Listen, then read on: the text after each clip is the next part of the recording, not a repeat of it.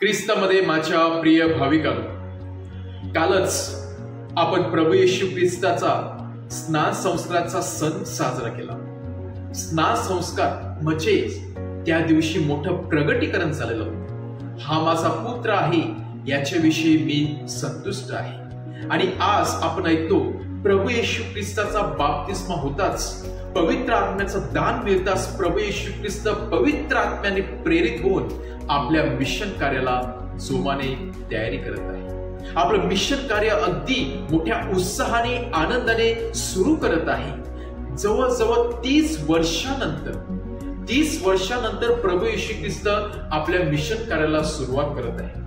मग 30 वर्षापर्यंत प्रभू येशू ख्रिस्ताचं काय होतं तर प्रभू येशू ख्रिस्त परमेश्वराच्या सानिध्यामध्ये होता, प्रार्थना करीत होता, तेथे त्याची जडणघडण केली जात होती। आणि पवित्र आत्मा आला तर प्रभू येशू ख्रिस्त मनुष्य असल्या कारणाने त्याला पवित्र आत्म्याची गरज होती। आणि पवित्र आत्मा आला तर प्रभू येशू ख्रिस्त आपल्या मिशन कार्याला अगदी उत्साहाने जोमाने सुरुवात करत आहे। परंतु या मिशन कार्याचा एक प्रमुख किंवा मुख्य असा संदेश होता, जो संदेश आपल्याला आजचं शुभवर्तमान सांगत आहे।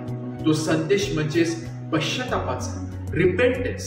प्रभू येशू ख्रिस्त आपलं मिशन कार्य करत असताना एक प्रमुख संदेश आपल्या प्रवचनामध्ये लोकांपर्यंत पोहोचवत आहे। तो संदेश म्हणजे पश्चातापाचा। पश्चाताप करा आणि सुवार्तेवर विश्वास ठेवा। प्रभू येशू ख्रिस्त सर्व लोकांना पश्चातापी जीवनाकडे वळण्यासाठी पाचारण करत आहे। पश्चातापी जीवन म्हणजेच जुना स्वभाव सोडून नवीन स्वभाव अवलंबण्यासाठी, नवीन स्वभाव धारण करण्यासाठी प्रभू येशू ख्रिस्त आपल्या सर्वांना पाचारण करत आहे। आणि म्हणूनच जणू काही प्रभू येशू ख्रिस्त सांगत आहे, जुनं ते होऊन गेलेलं आहे, आता आपण प्रभू येशूच्या वचनावरती म्हणजे सुवार्तेवरती विश्वास ठेवायला पाहिजे आणि आपण नवीन स्वभाव, नवीन जीवनाला सुरुवात करायला पाहिजे। आणि म्हणून पश्चाताप हा एक पासपोर्ट आहे। पश्चाताप ही एक आयडेंटिटी कार्ड आहे, जी आपल्याला एका देशातून दुसऱ्या देशात म्हणजेच या जगातून स्वर्गाच्या जगामध्ये जाण्यासाठी एक साधन म्हणून असणार आहे। आणि म्हणून पश्चातापी अंतःकरण आणि पश्चातापी करणारा व्यक्ती परमेश्वराला अधिक प्रिय असतो, हे आपण नेहमीच ऐकलेलं आहे आणि वाचलेलं आहे। त्याचबरोबर हे मिशन कार्य करत असताना प्रभू येशू ख्रिस्ताला देखील काही सवंगड्यांची गरज होती, काही मित्रांची गरज होती, शिष्यांची गरज होती। आणि म्हणून तो प्रथम पहिल्या शिष्यांची निवड करत आहे। समुद्र किनाऱ्यावरती फिरत असताना तो प्रथम पेत्र व त्याचा भाऊ आंद्रेय, त्याचबरोबर याकोब आणि योहान या चौघा भावांना त्याच्या मिशन कार्यामध्ये सहभागी होण्यासाठी पाचारण करत आहे। आणि मिशन कार्य काय होतं?